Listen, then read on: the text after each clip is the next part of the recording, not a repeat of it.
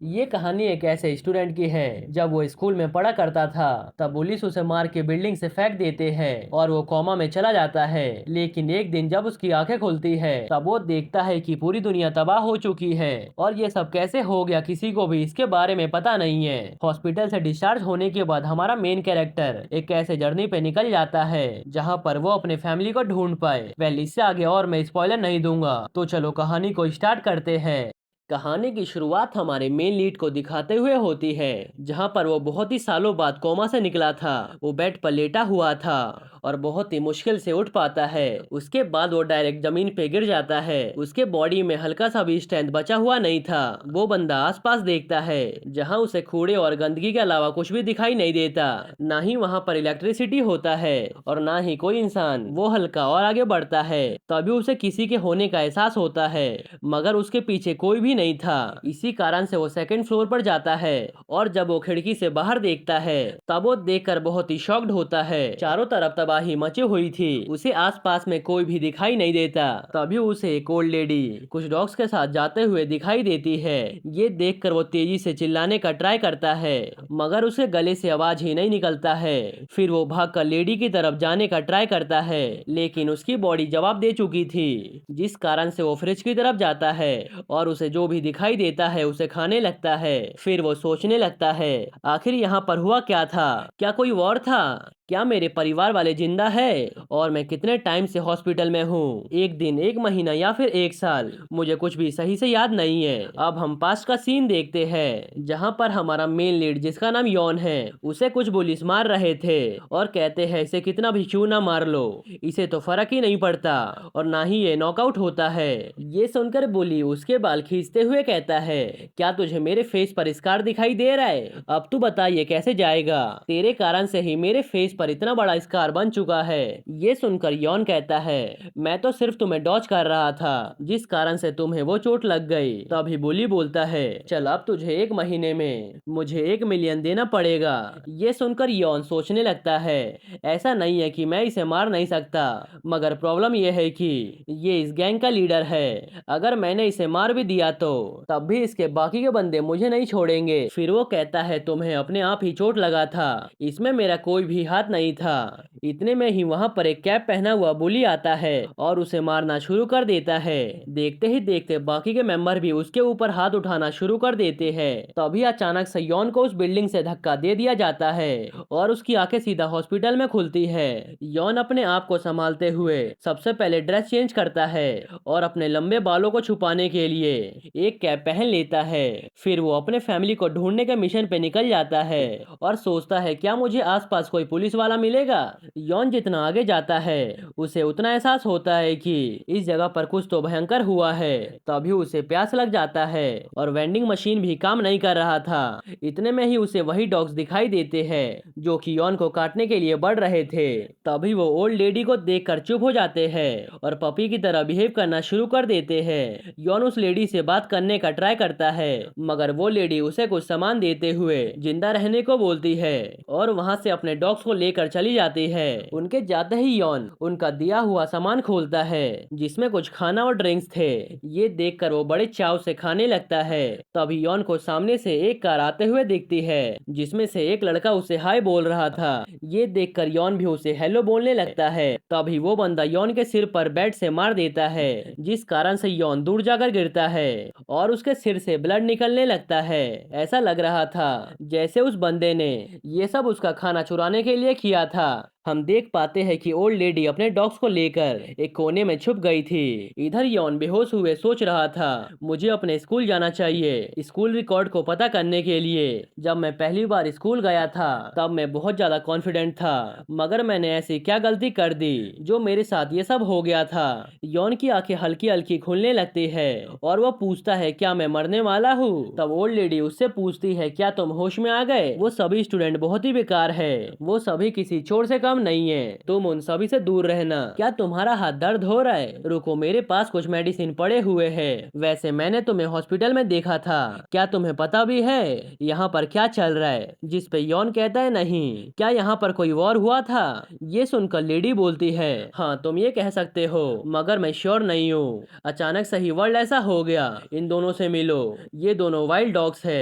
ये दोनों किसी के ऊपर जल्दी से भरोसा नहीं करते, लेकिन एक बार कर लेंगे तो अपना भरोसा कभी नहीं तोड़ेंगे। तभी एक कुत्ता यॉन को चाटने लगता है। तब लेडी स्माइल करते हुए कहती है, जब ये पहली बार तुमसे मिला था तब ऐसा लग रहा था जैसे तुम्हें खा जाएगा, मगर अब देखो ये तुम्हें पसंद करने लगा है। फिर ओल्ड लेडी यॉन को कुछ खाने का सामान देती है जो उसके आने वाले जर्नी में काम आए। तब वो पूछता है, क्या आप मेरे साथ नहीं आने वाली हो रिफ्यूजी सेंटर में? जिस पे लेडी कहती है, मेरे जो हस्बैंड है वो वहाँ पर नहीं जाना चाहते हैं। उन्हें लगता है बाहर की दुनिया बहुत ही खतरनाक है और वैसे भी हमें वहाँ पर कोई भी डिस्टर्ब नहीं करता, इसीलिए ये जगह हमारे लिए बेस्ट है। ये सुनकर यॉन कहता है, मैं वापस आकर आपका ये कर्जा चुकाऊंगा। उसके बाद वो वहाँ से निकल जाता है और कुछ दूर आगे जाने के बाद सबसे पहले तो वो पेट पूजा करता है। उसके बाद वो एक जगह की तरफ बढ़ चलता है। वो सीधा एक स्पोर्ट स्टेडियम के पास पहुँच जाता है, जहाँ पर वो जाते ही स्टाफ को बोलता है, मुझे यहाँ पर आने के लिए बताया गया था। फिर एक लेडी ऑफिसर कहती है, तुम कहीं छुपे हुए थे इतने टाइम से? ये सुनकर यॉन अपनी कहानी बताने ही वाला था, मगर लेडी उसकी बात को काटते हुए उसका नाम, एज और एड्रेस पूछती है। तब यॉन कहता है, मेरा नाम यॉन है और मैं एक हाई स्कूल स्टूडेंट हूँ। वैसे आज कौन सा डेट है? जिस पे लेडी उसे बताती है, आज 13 अप्रैल है। फिर वो पूछती है, तुम 19 साल के हो ना? जिस पे यॉन कहता है, नहीं, अब मैं 20 का हो गया हूँ। वैसे यहाँ पर कोई फोन काम करता है क्या? कोई इंटरनेट है? तब लेडी उसे बताती है, ये एक शेल्टर है और यहाँ पर फोन बहुत ही कम यूज में आते हैं और जो फोन यूज में आते हैं वो इमरजेंसी पर्पस के लिए। सच बताऊं तो एनालॉग फोन की तरफ शिफ्ट हो रहे हैं, यानी कि नोकिया वाले फोन की तरफ। अब यहाँ पर एडवांस टेक्नोलॉजी बची नहीं है। अब जाओ वहाँ पर वेट करो, जब मैं तुम्हारा नाम लूंगी तब आ जाना। ये सुनकर यॉन वहाँ से चला जाता है। अब यॉन भी उसी शेल्टर में रहना शुरू कर देता है और वहाँ के एक्टिविटीज में पार्ट लेने लगता है। धीरे धीरे उसे समझ आने लगता है कि आखिर यहाँ पर क्या चल रहा है। फिर वो बताता है, यहाँ पर बेसिक चीजें जैसे खाना, कपड़ा और मकान तो मिलता है और अभी दुनिया का भी अंत नहीं हुआ है। ऐसा लग रहा है जैसे गवर्नमेंट धीरे धीरे सबको सही करने में लगी हुई है। यहाँ पर काफी शांति है और लोगों के मन में एक अच्छे और ब्राइट फ्यूचर की उम्मीद है। फिर यॉन कुछ लोगों को बात करते हुए सुनता है, जहाँ पर एक ओल्ड मैन कह रहा होता है कि हो सकता है हमारा अर्थ किसी चीज से हिट हो गया हो या फिर एक बड़ा सा अर्थक्वेक आया हो। अगर ऐसा हुआ है तो ये इतना भी खतरनाक नहीं था, इसने बस मॉडर्न वर्ल्ड को वापस से पहले जैसा कर दिया। लगता है अर्थ अपने आप को हील करना चाहता है। एलियन अटैक हुआ हो, ऐसा तो हो ही नहीं सकता क्योंकि वो सभी एग्जिस्ट भी करते हैं, या फिर नहीं, हमारे पास इसका प्रूफ नहीं है। एलियंस वाली बात सुनकर यॉन स्माइल करने लगता है। फिर यॉन सीधा स्टाफ लेडी के पास जाकर कहता है, अगर आप बिजी नहीं है तो क्या आप मुझे बता सकती है मैं अपने फैमिली को कैसे ढूंढूं? जिसपे वो कहते हैं, उन सभी को मिलिट्री बेस के अंदर शेल्टर मिल चुका होगा, इसीलिए वो सभी सेफ होंगे और अभी कंप्यूटर्स का नेटवर्क डाउन है, इसीलिए मैं तुम्हें कोई भी इंफॉर्मेशन नहीं दे सकती हूँ। जिस पे यॉन पूछता है, तो क्या मैं लेटर भेज सकता हूँ? ये सुनकर लेडी कहती है, क्या तुम उल्लू से अपना लेटर भिजवाओगे? शांति से यहाँ पर बैठकर वेट करो। तभी लेडी के पास एक कॉल आता है और वो गुस्सा करते हुए कहने लगती है, तुम सबको उन पुलिस का कुछ करना चाहिए, वो सबके सब तबाही मचाई जा रही है। ये सुनकर यॉन याद करने लगता है कैसे जब वो ओल्ड लेडी से मिला था उन्होंने बताया था पुलिस बहुत ही गंदा व्यवहार करते हैं उन सभी के साथ। फिर यॉन अपना बैग पैक करते हुए सोचने लगता है, मुझे नहीं पता आखिर मेरे हाई स्कूल में क्या हो रहा होगा, मगर मुझे एक बात अच्छे से पता है, जहाँ भी ग्रैंडपा और ग्रैंडमा रहती है वैसे ये जगह तो बहुत सेफ है। उसके बाद यॉन वहाँ से जाने लगता है और सोचता है, मुझे उस जगह से ग्रैंडपा और ग्रैंडमा को यहाँ पर लाना ही होगा, ये जगह ज्यादा सेफ है। फिर वो एक साइकिल ले लेता है और आगे बढ़ना शुरू कर देता है।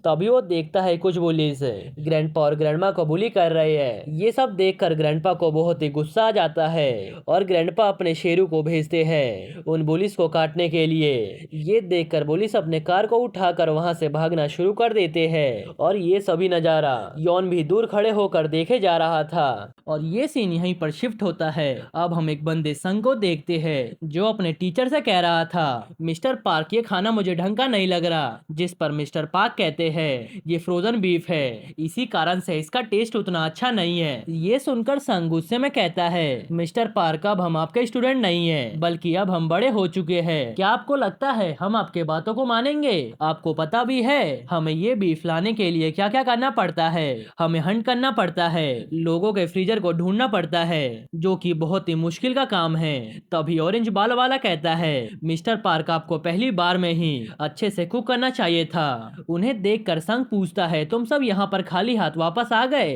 तुम लोगों ने ही कहा था वहाँ पर बहुत सारा खाना है। जिस पे वो सब बताने लगते हैं वहाँ पर बहुत कुछ हुआ था, तुम वो सब देखने के लिए वहाँ पर नहीं थे। ये सुनकर संग गुस्से में पूछता है, तुम चाहते हो मैं तुम सबके साथ वहाँ पे चलूं सब कुछ देखने के लिए? फिर वो उसके ऊपर गन तानते हुए कहता है, मैंने ही तुम सबको सहारा दिया था, अपने पैरों पे चलना सिखाया था, और आज तुम मेरे से जवान लड़ा रहे हो। तुम्हें नहीं पता यहाँ पर क्या चल रहा है। पूरी दुनिया तबाह हो चुकी है। यहाँ पर अच्छा बनने से घर नहीं चलता। हम वॉर के हालात में फंसे हुए हैं। तुम यहाँ पर खाली हाथ आ गए क्योंकि कुछ बुढ़े लोग क्रेजी हो गए थे। तुम्हें तो उन लोगों को मार देना चाहिए था और उनका फूड लेकर यहाँ पर आना चाहिए था, इडियट। फिर वो उन सभी को वहाँ पर जाने के लिए बोलता है, साथ ही साथ वो ऑरेंज बाल को भी, जिसका नाम टेक है। उसके बाद वो सब वहाँ से चले जाते हैं। दूसरी तरफ यॉन ग्रैंडपा और ग्रैंडमा का ध्यान रख रहा था। फिर ग्रैंडमा पूछती है, तुम यहाँ पर वापस क्यों आ गए? शेल्टर का क्या हुआ? जिस पे यॉन कहता है, मैं उतने टाइम से शेल्टर में ही था और मुझे लगता है आपका यहाँ पर रहना बहुत ही डेंजरस है,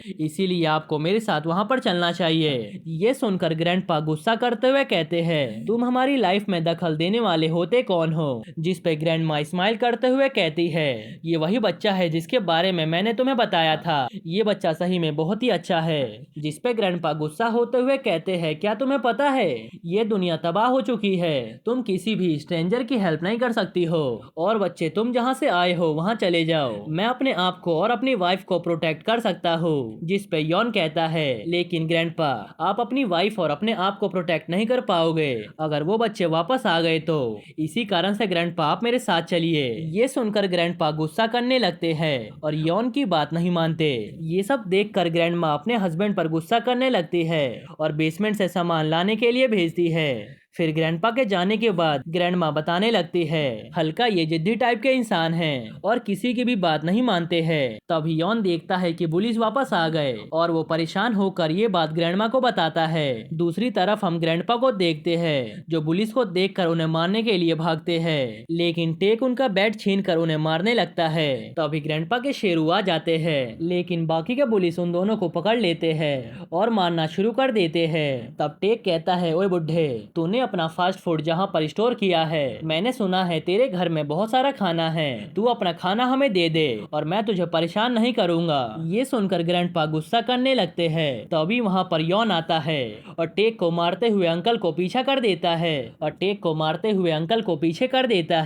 और पूछने लगता है, क्या आप ठीक है? तभी टेक जब ध्यान से देखता है तब उसे पता चलता है ये तो यॉन है जिसे उन सब ने मिलकर बिल्डिंग से नीचे फेंक दिया था। फिर वो कहता है, मुझे तो लगा था तू कोमा में है। यॉन को उसे देखकर काफी गुस्सा आ जाता है और कहता है, तू इन लोगों को जाने दे, इन लोगों ने मेरी हेल्प की थी। जिस पे टेक कहता है, क्या तुझे लगता है मैं तेरी बात को मानूंगा? क्या तू भूल गया पिटने के बाद कैसा फील होता है? क्या तू चाहता है मैं तुझे वापस है कोमा में भेज दूं? ये सुनकर यॉन गुस्से में कहता है, यहाँ पर संग नहीं है, क्या तुझे लगता है तू और तेरे 2 चमचे मुझे हरा पाएंगे? तभी ग्रैंडपा कहते हैं, ओए बच्चे, मैं यहाँ पर वापस नहीं आऊंगा। ये सुनकर टेक उन्हें मारने लगता है। ये देखकर यॉन को बहुत ज्यादा गुस्सा आता है और वो टेक को मारने जाता है, लेकिन उल्टा टेक उसे मार देता है, जिस कारण से यॉन को काफी दर्द होता है। उसके बाद टेक हंसते हुए कहता है, ओए तू तो पहले से भी बहुत ज्यादा वीक हो चुका है, मैंने सुना था तू एक मुर्दे की तरह बेड पे पड़ा हुआ है, लगता है ये सच्ची बात थी। तभी अचानक से शेरू भौंकने उठने लगता है, जिस कारण से पुलिस उसे बैट से मारना शुरू कर देते हैं। ये आवाज सुनकर वहाँ पर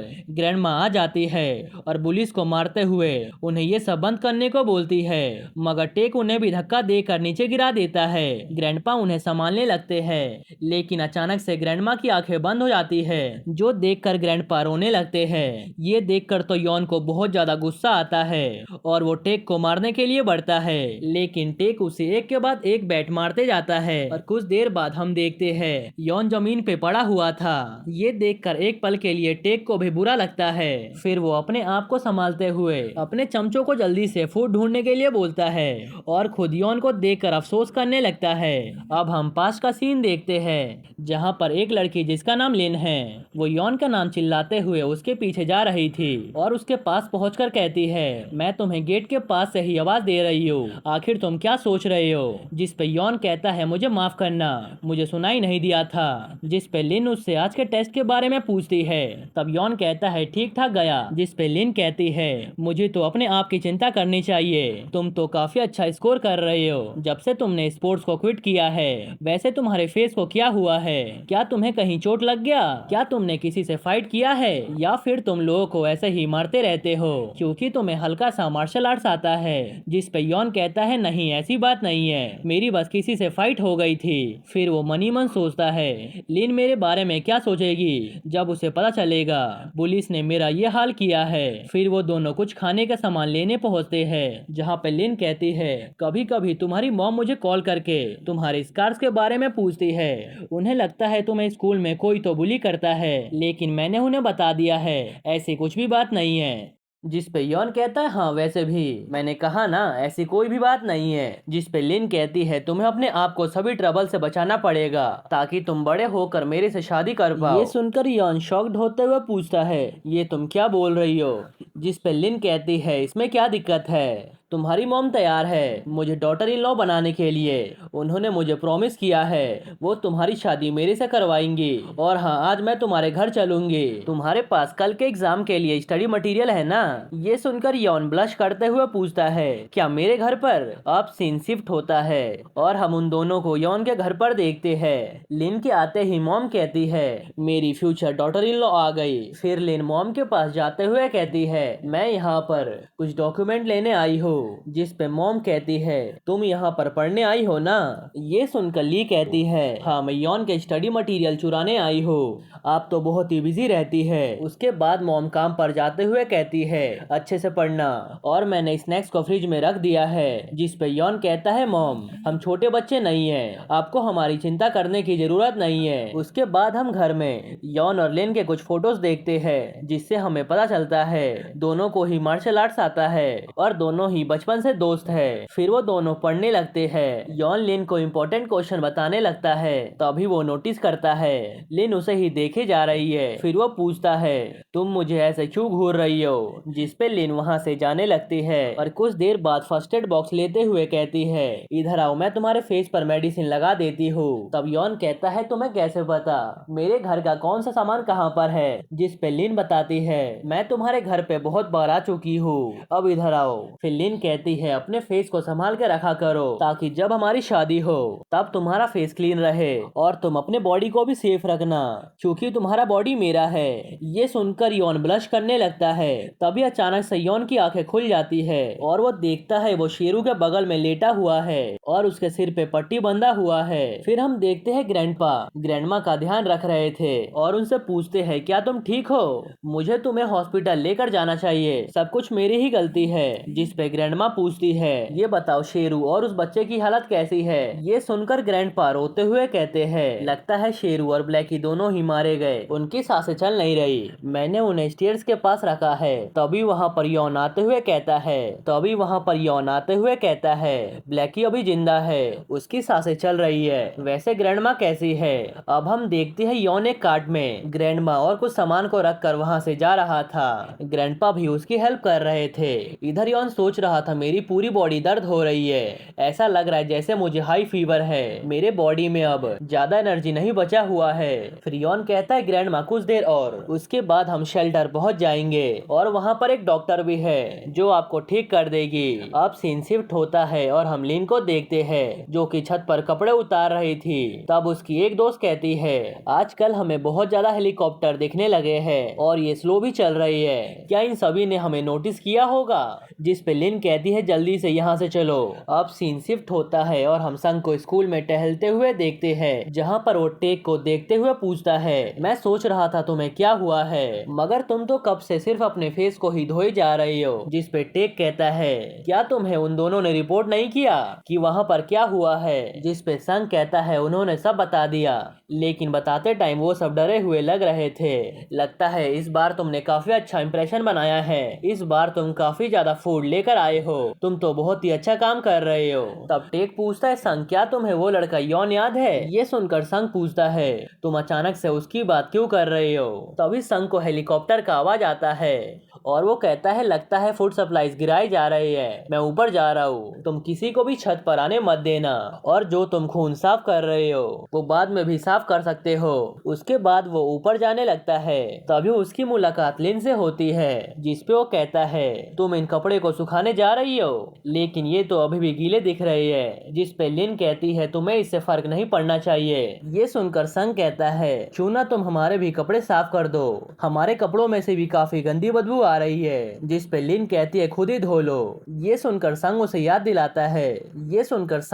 दिलाता है मैं बहुत ज्यादा मेहनत करके तुम सबके लिए फूड सप्लाईज लेकर आता हूँ और तुम्हें इस स्कूल में हम प्रोटेक्ट भी कर रहे हैं। जिस पे लिन कहती है मैंने तुम्हें ये सब करने को नहीं कहा, तुम हमें बाहर जाने दो, हम सब अपना ध्यान रख लेंगे। जिस पे संग कहता है तुम यहाँ पर एक नॉर्मल लाइफ जी रही हो, तुम्हें पता है ना अब दुनिया कैसे खत्म हो चुकी है, तुम्हें पता नहीं है, लेकिन बाहर के दुनिया में सरवाइव करना बहुत ही मुश्किल है, यहाँ पर टीचर और स्टूडेंट सेफ है। जिस पे लिन कहती है तुम होते कौन हो डिसाइड करने के लिए कि हम वीक है, और मुझे नहीं पता बाहर की दुनिया सेफ है या फिर नहीं, क्योंकि तुमने हमें कभी बाहर जाने ही नहीं दिया। तभी लिन की दोस्त उसे वहाँ से लेकर चली जाती है और संग एक चेयर पर बैठते हुए सोचता है मैंने ही इन सभी को बचा के रखा हुआ है। अब सीन शिफ्ट होता है और हम शेल्टर का सीन देखते हैं जहाँ पर मिलिट्री के मेंबर्स हेलीकॉप्टर से उतरते हैं और उन्हें 1 महीने का फूड सप्लाई देकर वहाँ से चले जाते हैं। फिर जो स्टाफ लेडी जिसका नाम सू है वो लेडी वेयर हाउस को चेक करने जाने लगती है।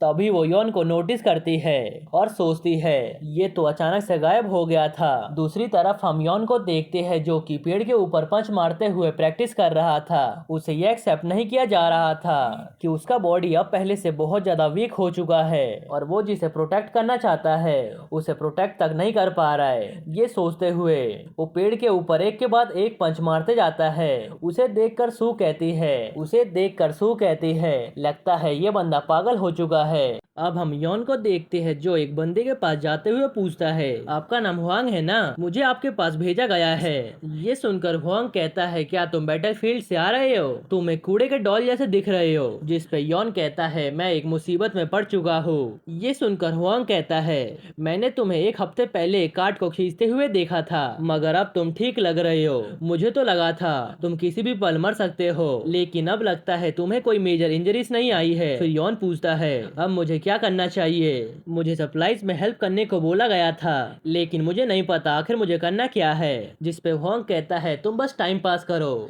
जैसे कि मैं कर रहा हूँ, हम सप्लाईज को उन चोर से बचा रहे हैं, इस काम के अलावा हमारे पास कोई भी काम नहीं है। ये सुनकर यॉन पास्ट की बात याद करता है जहाँ स्टाफ लेडी आकर कहती है मैंने तुम्हारे पेरेंट्स के बारे में पता लगाया, मैंने देखा उन्हें शेल्टर में भेज दिया गया है, लोगों का पता लगाना बहुत ही मुश्किल है, मगर वहाँ के हेड ने तुम्हारे पेरेंट्स के नाम को पहचान लिया, तुम्हारी फैमिली तुम्हें बहुत टाइम से ढूंढ रही थी, मैं श्योर हूँ कि उन्हें शेल्टर में जाने के लिए फोर्स किया गया था और वो तुम्हें छोड़कर नहीं जाना चाहते थे, मगर वो सभी अब सेफ है, इसीलिए तुम चिंता मत करो। ये सुनकर यॉन उन्हें थैंक्स बोलने लगता है। तब वो कहती है तुम्हें मुझे थैंक्स बोलने की जरूरत नहीं है, वैसे अगर तुम्हें इतने ज्यादा ग्रेटफुल हो तो क्या तुम मेरा एक काम करोगे, मैं तुम्हें पिछले कुछ दिनों से देख रही हूँ, ऐसा लग रहा है जैसे तुम बहुत जल्दी रिकवर हो गए हो, तुम्हें भी नहीं पता होगा तुम इतनी एनर्जी का क्या करोगे, इसीलिए मुझे लगता है तुम प्रोटेक्शन टीम टीम के लिए परफेक्ट रहोगे। अब तुम जाकर सप्लाईज के हेड को ढूंढो, उसका नाम हुआंग है और वो तुम्हें मिल जाएगा सप्लाईज के पास।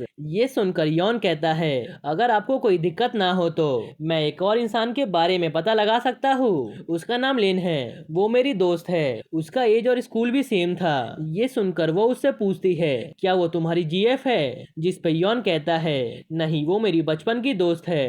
फिर स्टाफ कहती है, ठीक है, मैं उसके बारे में पता लगाने का ट्राई करती हूँ। अब सीन वापस से प्रेजेंट में शिफ्ट होता है और हम यॉन को देखते हैं, जहाँ पर वो एक जगह बैठा हुआ सब कुछ देखे जा रहा था। तभी वहाँ कुछ वर्कर्स आते हुए कहते हैं, हुआंग, क्या तुमने लंच कर लिया? तुम जाकर लंच करो, मैं तुम्हारे जगह काम कर लेता हूँ। जिस पे वो कहते हैं, नहीं, तुम सब रेस्ट करो, मेरा काम इतना भी मुश्किल नहीं है, इसीलिए तुम सब जाकर लंच कर लो। ये सुनकर वो सब कहते हैं, ठीक है, अगर आपको कोई जरूरत होगी तो आप मुझे बुला लेना।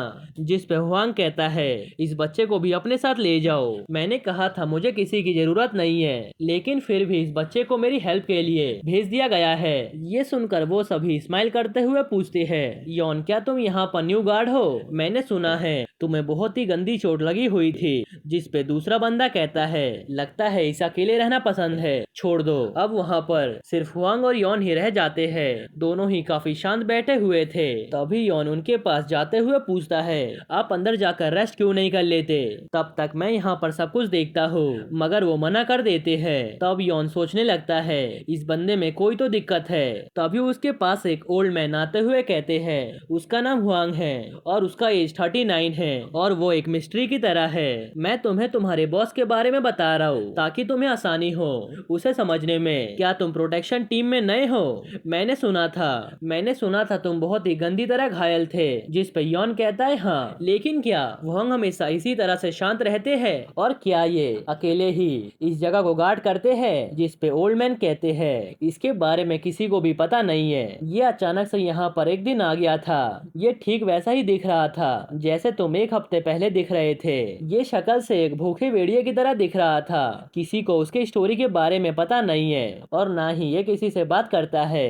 ये हमेशा सोता और खाता है और एक कोने में पड़ा रहता है। पहले तो हमें पता भी नहीं चलता था ये यहाँ पर रहता भी है या नहीं। ये काफी ज्यादा हारा दिखता है। ऐसा लगता है जैसे इसने अपने लाइफ से गिव अप कर दिया है। उसके आने के कुछ हफ्ते बाद ही गुंडे हमारे सप्लाई को चुराने के लिए आए थे।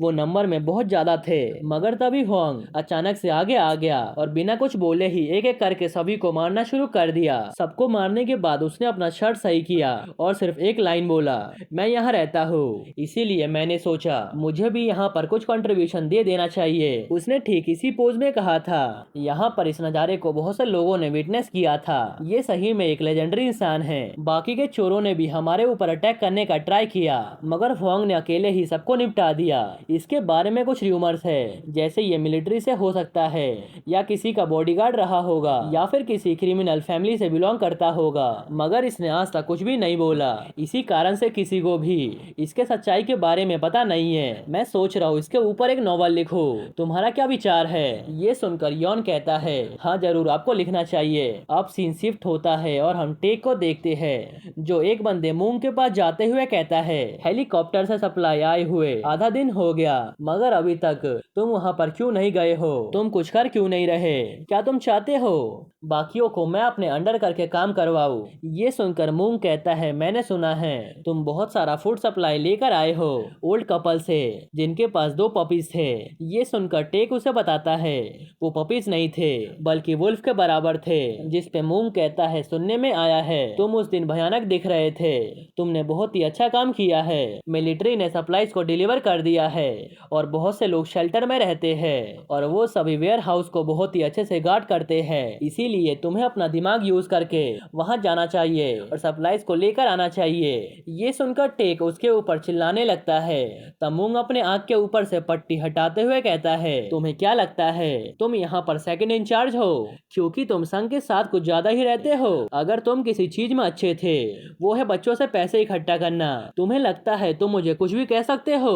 मुझे क्या क्या करना चाहिए और क्या नहीं। तुम मुझे ऑर्डर दे सकते हो, तुम अपनी चिंता करो। और एक कोने में रहकर ये सुनकर टे गुस्से में कहता है, अगर तेरा बकवास खत्म हो गया है तो जल्दी से खड़ा हो जा। तब मूंग कहता है, अगर मैं खड़ा हो गया तो तू मारा जाएगा। ये सुनकर टे कुछ भी नहीं बोल पाता और वहाँ पे खड़ा रहता है। तब मूंग बोलता है, तू यहाँ पर कब तक ऐसे ही खड़ा रहने वाला है? तू यहाँ से निकल जा ताकि मैं हल्का सनलाइट ले सकूं।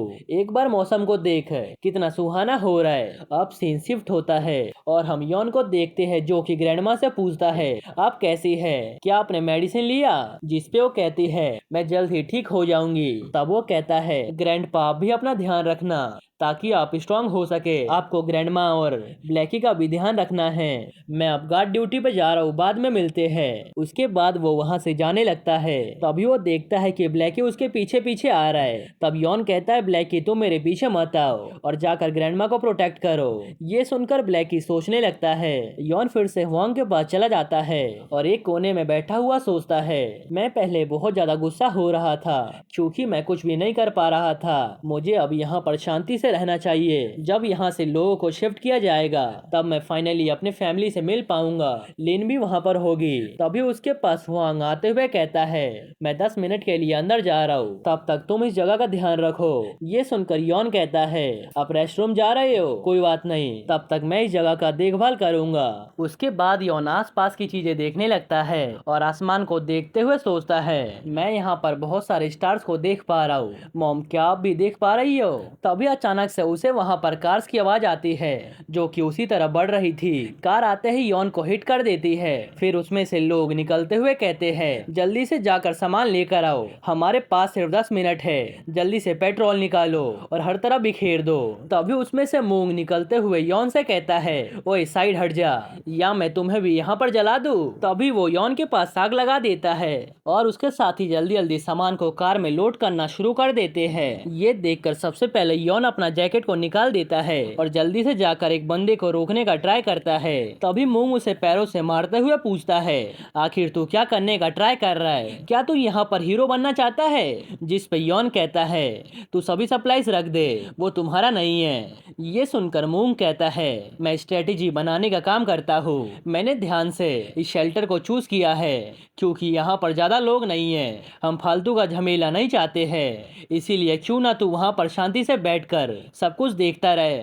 ये सुनकर यॉन उसके ऊपर अटैक करने के लिए बढ़ता है मगर मूंग उसके पैरों पर किक मार देता है और उसे उठाकर जमीन पे पटक देता है। फिर मूंग कहता है, तो उठने का ट्राई भी मत करियो, नहीं तो मैं तेरी इस बार जान ले लूंगा। तभी मूंग का साथी बताता है, हमने सब सामान रख लिया, अब हमें यहाँ से चलना चाहिए। ये सुनकर मूंग आगे बढ़ने लगता है। तभी यॉन उसका पैर पकड़ लेता है और कहता है, तुम यहाँ से सामान नहीं ले जा सकते हो, सभी सामान को उनकी जगह पे रख दो। ये देखकर मूंग के साथी कहने लगते हैं, क्या हम इसे ठिकाने लगा दे? जिसपे वो कहता है, इसकी जरूरत नहीं है, वैसे भी मुझे प्रैक्टिस किए हुए बहुत टाइम हो गया है। ये बोलकर वो उसे मारने के लिए बढ़ ही रहा था। तभी उसके सर पर आकर बॉल लगती है और ये किसी और ने नहीं बल्कि हुआंग ने मार के फेंका था। फिर वो अपना जैकेट निकालते हुए आगे बढ़ता है और कहता है, यॉन तुम यहाँ पर क्या कर रहे हो? क्या तुम मरना चाहते हो? जल्दी से पीछे हट जाओ। इधर मूंग हंसते हुए कहता है, ओल्ड मैन, मैंने सुना है तुम फाइट कर सकते हो। जिस पे हुआंग पूछता है, क्या तुम मेरे से अकेले फाइट करना चाहता है? तभी मूंग उसका कॉलर पकड़ते हुए कहता है, तू एक कुत्ते की तरह ओल्ड हो गया है। फिर वो हंग को उठाकर पटकने का ट्राई करता है। तब हंग पूछता है, क्या तू जूडो का यूज कर रहा है? उसके बाद वो मूंग के सिर पे अपने सिर से टपली मार देता है जिस कारण से मूंग दूर जाके गिरता है। फिर हंग आगे बढ़ते हुए कहता है, मैं दोबारा नहीं बोलूंगा, जल्दी से सामान को वहीं पे रख दो। तभी मूंग इलेक्ट्रिक गन निकाल कर हंग को शॉक देता है जिस कारण से वो वहीं पर गिर जाता है। इतने में ही वहाँ पर बाकी के लोग भी आ जाते हैं। ये देखकर मूंग और उसके साथी वहाँ से निकल जाते हैं। अब हम देखते हैं यॉन और हुआंग का फर्स्ट एड हो रहा था। यॉन माफी मांगते हुए कहता है, ये सब मेरे कारण से हुआ है, मुझे उन लोगों को रोकना चाहिए था, हमारा सप्लाई मेरे कारण से चला गया। जिस पे बाकी के लोग कहते हैं, नहीं तुम तो लकी हो कि तुम्हें चोट नहीं आई। स्टाफ लेडी कहती है, माना मैंने हमें लॉस हुआ है मगर तुम्हें चिंता करने की जरूरत नहीं है। तभी हुआंग कहता है, मैंने बोला था ना, तुम आराम से बैठ के टाइम पास करो, तुम्हारा लाइफ ज्यादा इम्पोर्टेंट है, तुम्हें छोटी छोटी चीजों के लिए अपने लाइफ को रिस्क में नहीं डालना चाहिए। दूसरी तरफ टेंग मूंग और उसके साथियों का मजाक बनाते हुए कहता है, तुम सब बस कुछ कप्स और ये खाली बॉक्स लेकर आओ। और मूंग, ये लाने में तेरे फेस पर एक स्कार भी आ गया। ये सुनकर मूंग गुस्से में कहता है, टेक तू तो चुप ही रहे, इसी में तेरी भलाई होगी। जिसपे वो कहता है, ठीक है, मैं संघ को जाकर रिपोर्ट कर देता हूँ। तभी टेक के पास एक बंदा आते हुए कहता है, मुझे वो लड़का दिखाई दिया था जिसे तुमने मार के नीचे फेंक दिया था। मुझे लगा था वो मर गया, मगर वो तो जिंदा है और शेल्टर के अंदर है। अब सीन शिफ्ट होता है और हम स्टाफ लेडी को देखते हैं जिसका नाम सू है। वो कहती है, हमें पता था चोर यहाँ पर आएंगे, इसी कारण से हमने सप्लाईज को कहीं और रखा और वेयर हाउस में सिर्फ एक्स्ट्रा चीजें रख दी। फिर दूसरा बंदा कहता है, हम चाहते थे पर वो आए तो उनके हाथों में कुछ भी ना लगे। माफ करना, हमने तुम्हें पहले बताया नहीं था। मुझे पक्का बिलीव है वो खाली कप और बॉक्स पाकर बहुत ही गुस्सा होंगे। जिस पे सू कहती है, अभी हमारे पास जो बर्तन हैं उसे रीयूज करना पड़ेगा। वैसे वोंग, क्या तुम ठीक हो? तुम्हें तो इलेक्ट्रिक गन से मारा गया था। जिस पे वो हाँ में जवाब देता है और एक आदमी कहता है, उन लोगों ने पक्का उसे पुलिस स्टेशन से चुराया होगा, वो अब तक मारे गए होते अगर उनके पास गन नहीं होता तो। तभी सू कहती है, 1 मिनट, यहाँ पर इमरजेंसी न्यूज आने वाला है, 5 मिनट पर रेडियो पर अनाउंस किया जाएगा। कुछ देर बाद रेडियो में दिखाया जाता है पूरी कंट्री तबाह हो चुकी है। हेलीकॉप्टर से फोटोज लिए गए हैं जिससे पता चलता है बहुत सारे लोग अभी भी वेट कर रहे हैं, इस उम्मीद में कि उन्हें रेस्क्यू किया जाएगा। तभी न्यूज देखते हुए यॉन फोटोज में लिन और उसके दोस्त को देखकर बहुत ही शॉक्ड होता है। दूसरी तरफ टेक सोच रहा था, ऐसा हो ही नहीं सकता कि वो मेरे पंच से बच गया हो। नहीं, ऐसा नहीं हो सकता, पक्का वो कोई और इंसान होगा। मुझे देखना होगा जाकर कि वो वही इंसान है या फिर कोई और। दूसरी तरफ हम यॉन को देखते हैं जो एक कोने में बैठा हुआ था, जिसके पास वोंग आकर कहता है, यहाँ पर तुम क्यों बैठे हो? तुम्हें अंदर जाकर रेस्ट करना चाहिए। क्या तुम्हें मेरी बात सुनाई दे रही है? और जैसे ही होंग उसे टच करता है वैसे ही यॉन गिर जाता है और उसकी आंखें खुल जाती है। फिर वो कहता है, वो पक्का लिन थी और वो पक्का स्कूल का बिल्डिंग था। उसके बाद वो वहाँ से भागना शुरू कर देता है। फिर होंग वापस से अंदर जाते हुए सोचता है, आखिर इस बच्चे को क्या हो गया। दूसरी तरफ यॉन साइकिल से तेजी से स्कूल की तरफ जाते हुए सोच रहा था, लिन वहाँ से नहीं निकल पाई थी, आखिर वो अभी तक बिल्डिंग में क्यों है? क्या उसे वहाँ पर कैद करके रखा गया है? वहाँ पर तो बहुत सारे स्टूडेंट्स और टीचर्स भी होंगे, मुझे उसे बचाना ही होगा। ये सोचते हुए वो स्कूल पहुँच जाता है। फिर वो चुपके से अंदर की तरफ जाता है। उसे हर तरफ गार्ड्स दिखते हैं। तभी उसे कोई पकड़ लेता है और ये कोई और नहीं बल्कि टेक था। वो उसे देखते हुए पूछता है, क्या ये तुम ही हो? और तुम जिंदा कैसे बच गए? तुम लकी थे इसीलिए तू बच गया, लेकिन अब मैं तुझे जान से मार दूंगा। अब तू मुझे ऐसे क्यों देख रहा है? जिस पे यॉन उससे पूछता है, क्या तुम यहाँ पर अकेले हो और ऊपर से तुम्हारे पास कोई भी वेपन नहीं है? ऐसा कहकर वो टॉर्च छीन लेता है। ये देखकर टेक बहुत ही शॉक्ड होता है। ये कहकर यॉन उसे हिट कर देता है। टेक को ये देखकर बहुत ही गुस्सा आ जाता है और वो भी यॉन के ऊपर हमला करना शुरू कर देता है, मगर यॉन उसके सभी अटैक्स को डॉज करते हुए उसे पटक देता है। फिर वो मनी मन सोचता है, अब मैं पहले की तरह मूव कर पा रहा हूँ, अब मेरे मसल्स भी पहले से बहुत ही कम हो चुके हैं। तभी अचानक से टेक यॉन के ऊपर हमला कर देता है। उसके बाद टेक वॉकी टॉकी पर अनाउंस करते हुए कहता है, जल्दी से बैक गेट पर आ जाओ, यहाँ पर कोई घुस आया है। तभी यॉन उसके हाथ पर लात मारते हुए वॉकी टॉकी गिरा देता है। उसके बाद यॉन उसके ऊपर पंच पे पंच मारते जाता है और पूछता है, आखिर इस स्कूल में क्या हो रहा है? दूसरी तरफ लिन एक कैंडल लेकर बाहर जा रही थी। तभी उसकी दोस्त कहती है, तुम रूम से बाहर मत जाओ, नहीं तो वो लड़के कुछ बोलेंगे। जिस पे लिन कहती है, बोलने दो, मैं यहाँ पर कोई कैदी थोड़े ना हूँ। लिन आगे बढ़ते हुए सोच रही थी, क्या यहाँ पर सब रहकर खुश है? ये सभी बाहर की दुनिया से बहुत ज्यादा डरे हुए हैं। क्या ये सब स्कूल के अंदर कैद रहकर खुश है? और क्या ये ऐसे ही जीते रहेंगे? मुझे बाहर जाकर देखना होगा, आखिर बाहर हो क्या रहा है। अब हम देखते हैं लिन जब बाहर जा रही थी चेक करने के लिए,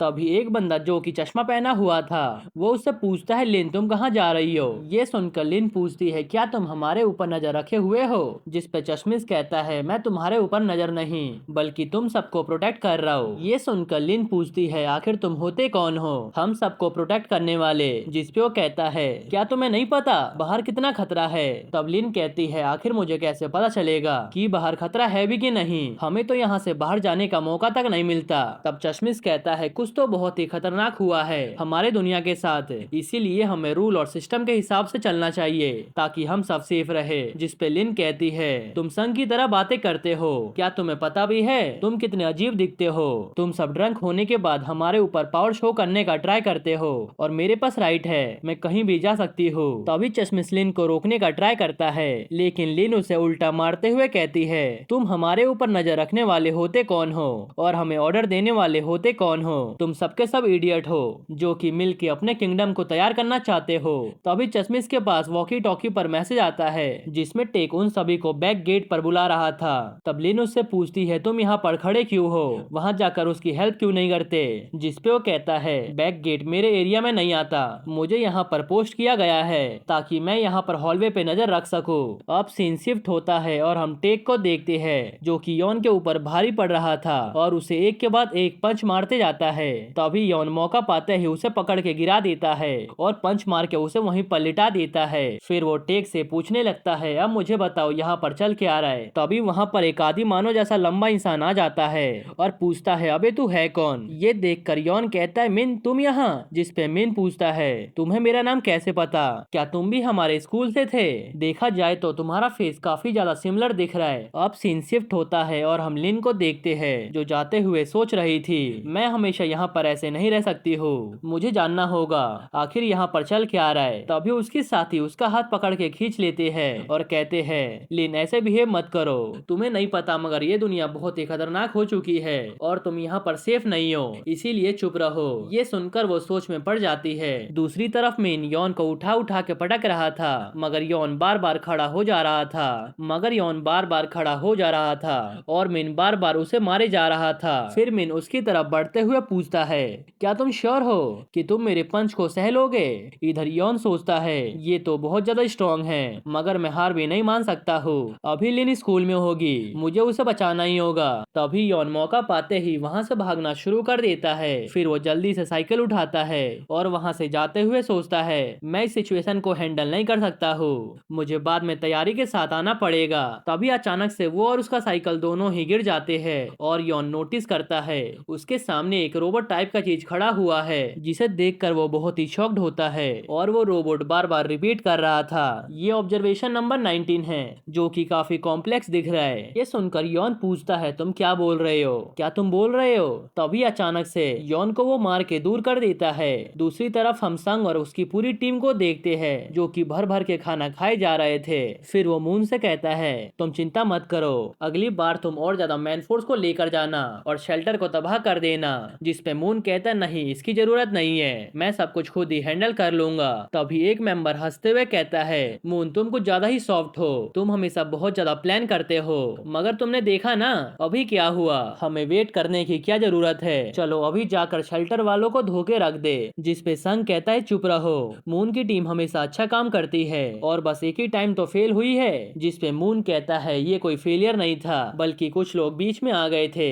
इसीलिए ये सब हुआ। फिर संग कुछ लोगों को और किमची और पानी लाने को बोलता है, उसके बाद वो सभी अपने बातों को आगे बढ़ाते हैं। तभी एक बंदा जिसका नाम चैन है वो पानी लेकर आ जाता है और टेक को लगता है कि वो उसके ऊपर हंस रहा है। फिर वो बाहर आकर उसके गर्दन पे फोक रखते हुए पूछता है क्या तुझे मैं कोई मजाक दिखता हूँ, तू वहाँ पर स्माइल कर रहा था ना? तभी वहाँ पर संग आ जाता है और उससे पूछता है क्या तुम इसे फॉक्स से मारना चाहते थे, क्या होता अगर उसे चोट लग जाती, हमारे पास वैसे भी ज्यादा मजदूर नहीं है, इसके जाने के बाद हमारा काम कौन करता? ये सुनकर चैन संग को थैंक बोलने लगता है। ये देखकर संग गुस्सा होते हुए कहता है तेरे जैसा मजदूर मेरे सामने स्ट्रेट खड़ा होकर आंखों में देख रहा है। फिर वो उसे एक पंच मार के गिराते हुए कहता है जल्दी से खड़ा हो जा, मैंने तुझे इतना तेज भी हिट नहीं किया है, तुझे क्या लगता है यहाँ पर जो हम लीडर मीटिंग कर रहे हैं वो कोई मजाक है? क्या तुझे दिखाई नहीं देता हम कितनी ज्यादा मेहनत कर रहे हैं तुम सबको प्रोटेक्ट करने के लिए, और तू टेक पे हंस रहा था, तुझे उसके लिए बुरा नहीं लगता? तुम्हें उससे माफी मांगनी चाहिए। ये सुनकर चैन उससे माफी मांगने लगता है।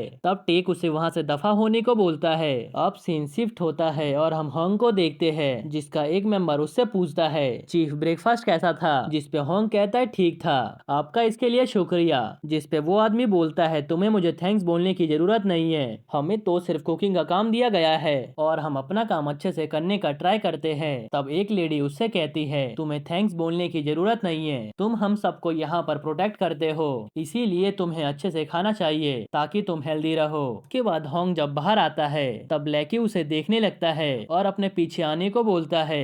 होंग उसके इशारों को समझते हुए उसका पीछा करना शुरू कर देता है। ब्लैकी होंग को यॉन के पास लेकर जाता है, जहाँ पर यॉन अधमरी हालत में पड़ा हुआ था। उसे देखकर होंग कहता है, अब ये क्या सर दर्द है, और ये सीन यहीं पर शिफ्ट होता है। हम यॉन को देखते हैं जो आंखें खोलते ही बेड से गिर जाता है। तब होंग कहता है, क्या तुम हमेशा ही इतना शोर करते हो? क्या ये तुम्हारा हॉबी है, मरी हुई हालत में पड़े रहना? तब यॉन सोचने लगता है, आखिर मेरे साथ हुआ क्या? मुझे याद है मैं भाग रहा था, फिर मेरे सामने कुछ तो आ गया, क्या ये सब एक सपना था? फिर यॉन कहता है, थैंक यू, मुझे रात में अच्छे से दिखाई नहीं दिया और मैं साइकिल से नीचे गिर गया। तब वो कहते हैं, अब तुम जग गए हो तो यहाँ से चले जाओ, मैं यहाँ पर दिन में सोता हूँ, अगर कोई यहाँ पर पेशेंट नहीं होता है, क्योंकि मुझे रात में जगना पड़ता है वेयर हाउस को प्रोटेक्ट करने के लिए। क्या तुम्हें मेरी बात समझ आई? तुम अभी मेरे बेड पर सो रहे हो, जहाँ पर मैं हमेशा सोता हूँ। ये सुनकर यॉन वहाँ से जाने लगता है। तब होंग कहता है, तुम पंच खाने में अच्छे दिखते हो, लगता है तुम पहले बॉक्सिंग कर चुके हो, क्या तुम उन लोगों से बोलने वाले हो? तुम सीढ़ियों से गिर गए, मगर मैं तुम्हें देखकर बता सकता हूँ, तुम्हें मारा गया है। मुझे नहीं पता तुम लकी थे या तुम्हें पता था कि कौन से पार्ट में मार खाना है, वैसे जाते टाइम पर्दे को लगा देना। ये सुनकर यॉन वहाँ से चला जाता है और बाहर आते ही उसे सू मिलती है, जो उसे कहती है, क्या तुम जग गए? तुम रात में क्या करते हो? तुम्हें हमेशा चोट क्यों लगी होती है? तुम्हारा लाइफस्टाइल बहुत ही वियर्ड है, बस कुछ ही दिनों में आने वाला है और तुम्हारे जाने की बारी नहीं है, लेकिन मैं तुम्हारा नाम इंजर्ड पीपल के लिस्ट में डाल दूंगी। तुम बस से मेन शेल्टर में जा सकते हो, ये कोई स्पेशल ट्रीटमेंट नहीं है, बल्कि तुम्हें चोट लगा है, इसी कारण से मैं ये सब कर रही हूँ। चलो अब मैं यहाँ से चलती हूँ, तुम अपनी फैमिली से मिल लेना। ये सुनकर यॉन उन्हें थैंक्स बोलता है और वो मनी मन सोचता है, कोमा से जगना कोई मिरेकल नहीं था, लेकिन अब मैं बहुत ज्यादा वीक हो चुका हूँ, इस बॉडी में मैं कुछ ज्यादा नहीं कर सकता हूँ, मुझे मेन शेल्टर में जाकर स्कूल के लिए कुछ हेल्प मांगनी चाहिए। ये कितना क्रेजी है कि मुझे लगा कि मैं पुलिस से अकेले ही फाइट कर लूंगा, क्या आप बस से मेन शेल्टर में नहीं जाने वाले हो? जिसपे वो कहते हैं, मुझे कहीं चोट नहीं लगा है, ऊपर से मैंने यहाँ पे रहकर हेल्प करने का सोचा है। जिसपे यॉन कहता है, आप यहाँ पे लंबे टाइम से हो, इसीलिए आपका नंबर आने ही वाला होगा, आपकी फैमिली का क्या वो सभी शेल्टर में है? जिसपे वो उदास होते हुए कहते हैं, अभी दुनिया पूरी तरह से बर्बाद हो चुकी है, इसीलिए मुझे वहाँ पे रहना चाहिए जहाँ पर मेरी सबसे ज्यादा जरूरत है और मेरे पास कोई फैमिली नहीं है। ये सुनकर यॉन उनसे माफी मांगने लगता है। तब होंग कहते हैं, अब अपनी बकवास बंद करो, बस कुछ दिन में आने वाला है, इसीलिए तुम उसमें चले जाना और अपनी फैमिली के साथ रहना। रात में यॉन सोते हुए सोचता है, मगर लिन का क्या? वहाँ पर टेक और बाकी सब भी है, इसका मतलब उन सभी पुलिस ने स्कूल पे कब्जा कर लिया है, उन लोगों ने ही मेरी लाइफ बर्बाद की थी। अगले दिन से यॉन रनिंग करता है, अच्छे से खाना खाता है और अपने आप को ट्रेन करने लगता है, और होंग उसे दूर खड़े सिर्फ देखता ही रहता है। अब वो दिन आ जाता है जब लोगों को बस में मेन शेल्टर में जाना था। सू अनाउंस करते हुए सबको बस में चढ़ने को बोलती है। इधर यॉन भागते हुए होंग के पास आता है और उन्हें सभी चीजों के लिए थैंक्स बोलता है। फिर वो ब्लैकी से कहता है, तुम्हारा हमारे साथ आना अलाउ नहीं है, इसीलिए तुम मिस्टर होंग के साथ अच्छे से रहना। फिर यॉन वहाँ से चला जाता है। इधर होंग के बगल में ब्लैकी बैठा हुआ था, जिसे देखकर होंग कहता है, मैं तुम्हारा मालिक नहीं हूँ, इसीलिए तुम यहाँ पर शांति से रहना और कोई भी प्रॉब्लम क्रिएट मत करना और ना ही भौंकना। तभी अचानक से ब्लैकी की आंखें चमक उठती है और हम सामने यॉन को देखते हैं, जिसे देखकर होंग पूछता है, अभी अभी बस चली गई, क्या तुम गए नहीं? तब वो कहता है, चीफ मैं बचपन से ही ट्रेनिंग करता आया हूँ, ताइक्वांडो, केंडो और बॉक्सिंग भी, और मैं लंबे टाइम तक हॉस्पिटल बेड पर था। उससे पहले मैं बहुत ज्यादा स्ट्रॉन्ग और हेल्दी हुआ करता था और मैं एक अच्छा एथलीट भी था। तब होंग उससे पूछते हैं, आखिर तुम कहना क्या चाहते हो? जिसपे वो कहता है, मुझे पता है मैं बहुत ज्यादा वीक हो चुका हूँ, लेकिन मुझे फील हो रहा है मैं जल्द ही रिकवर होने वाला हूँ, तो क्या आप मुझे सिखा सकते हैं कि फाइट कैसे किया जाता है? ये सुनकर तो होंग उसे देखते ही रह जाता है। अब हम पास्ट का सीन देखते हैं जब दुनिया पहले की तरह सुंदर दिखती थी। सभी लोग आपस में बात कर रहे थे और काफी खुश दिख रहे थे। एक आदमी खुशी खुशी पिज्जा लेकर जा रहा था और कुछ लोग आपस में फाइट कर रहे थे। दूसरी तरफ एक टीचर स्कूल में घूमते हुए स्पाइडर वेब को देखता है मगर उसे इग्नोर कर देता है। तभी उसे लिन और उसकी दोस्त दिखती है जो कि कंप्यूटर रूम में काम कर रही थी। लिन टीचर को बताती है वो अपने क्लास टीचर की हेल्प कर रही है डाटा एंट्री करने में, जिस पे टीचर कहता है मुझे बिलीव नहीं हो रहा, तुम्हारा टीचर यून इतना काम चोर है, अभी तक वो इसे कंप्लीट भी नहीं कर पाया है। तुम सबको तो पढ़ना चाहिए लेकिन यहाँ पर तुम्हारा टाइम वेस्ट हो रहा है। जिस पे लिन जवाब देती है वो हमारे लिए पिज्जा लेने गए हैं और हमारे पास टाइम भी है, इसीलिए हमने सोचा क्यों ना हम उनकी हेल्प कर दे। तब टीचर बोलते हैं मैंने सुना है तुम्हारे मार्क्स कम होते जा रहे हैं और तुम्हारे क्लोज फ्रेंड यॉन का तो एक्सीडेंट हो गया है और वो शायद अभी कोमा में है। जिस पे लिन हाँ में जवाब देती है। तभी टीचर उसे टच करते हुए कहते हैं अगर तुम्हें कोई दिक्कत हो तो मुझे बता देना, तुम मुझे अपने फादर जैसा ही समझो, तुम मुझे साइंस लैब में मिल सकती हो जब भी तुम्हारा मन करे। तभी वहाँ पर मिस्टर यून पिज्जा लेकर आ जाते हैं और लिन के पास से उस टीचर को दूर करना शुरू कर देते हैं, ये कहते हुए कि मिस्टर पार्क आपको यहाँ पर बैठकर एक स्लाइस तो खाना ही चाहिए। ये सुनकर मिस्टर पार्क बैठ जाता है और कहता है तुम पीने के लिए कुछ भी नहीं लाए, जाओ जल्दी से लेकर आओ। ये सुनकर मिस्टर यून कुछ ड्रिंक्स लेने चले जाते हैं। गार्ड मिस्टर यून से बात करते हुए सोचता है ये बहुत ही यंग और एनर्जेटिक है। उसके बाद वो आगे स्कूल का चक्कर लगाने लगता है और जब वो एक रूम को ओपन करता है तब वहाँ पर टेकर उसके साथियों को देखता है। ये देखकर वो कहते हैं तुम सबको यहाँ पर नहीं होना चाहिए। जिस पे टेक कहता है हम तो सिर्फ बात कर रहे हैं, हम कुछ देर बाद यहाँ से चले जाएंगे। जिस पे गार्ड कहता है टीचर्स और स्टूडेंट को इस रूम में एक्सेस नहीं है और सभी स्टूडेंट घर जा चुके हैं, इसीलिए तुम सबको भी घर जाना चाहिए। तभी एक स्टूडेंट आगे बढ़ते हुए कहता है आप बीच में बोलने वाले होते कौन हो, क्या आपको पता नहीं है मेरा बाप कौन है। ये सुनकर गार्ड उसके आंखों में देख नहीं पाता और डरते हुए उसे जल्दी से घर जाने को बोलता है। गार्ड के जाने के बाद हम देखते हैं वो सभी मिलकर दो स्टूडेंट को बुली कर रहे थे और काफी खुश दिख रहे थे। टेक उन बच्चों को इसलिए बुली कर रहा था क्योंकि वो सभी यॉन से मिलने हॉस्पिटल गए थे। जिसपे जो चश्मिश बंदा होता है वो रोते हुए कहता है डॉक्टर ने बोला है यॉन कभी भी ठीक नहीं हो पाएगा, वो तुम सबके कारण कोमा में जा चुका है। ये सुनकर टेक उसके बालों को खींचते हुए कहता है मैंने कुछ भी नहीं किया, वो सिर्फ एक एक्सीडेंट था। अब सीन शिफ्ट होता है और हम मिस्टर पार्क को देखते हैं जो एक लैडर लाते हुए कहते हैं लिन तुम ऊपर चढ़ के स्पाइडर वेब को साफ कर दो, मैं लैडर को पकड़ता हूँ। ये सुनकर लिन ऐसा करना तो नहीं चाहती थी और उसे मिस्टर पार्क का इंटेंशन बिल्कुल भी सही नहीं लग रहा था, लेकिन मिस्टर पार्क उसका हाथ पकड़ के जबरदस्ती उसे लैडर पे चढ़ाने लगते हैं। तभी वहाँ पर मिस्टर यून आ जाते हैं और चिल्लाते हुए मिस्टर पार्क का नाम लेते हैं। ये सुनकर मिस्टर पार्क दूर हट जाते हैं। फिर मिस्टर यून उसका हाथ मोड़ते हुए कहते हैं आज के बाद से तुम अपना हाथ उनके ऊपर मत रखना, क्या तुझे मेरी बात समझ आ रही है। तभी अचानक से सभी जगह अर्थक्वेक आने लगता है और धरती हिलने लगती है और हमें आसमान में यूएफओ देखने को मिलते हैं जिसके अंदर से कुछ नीचे गिरने लगता है।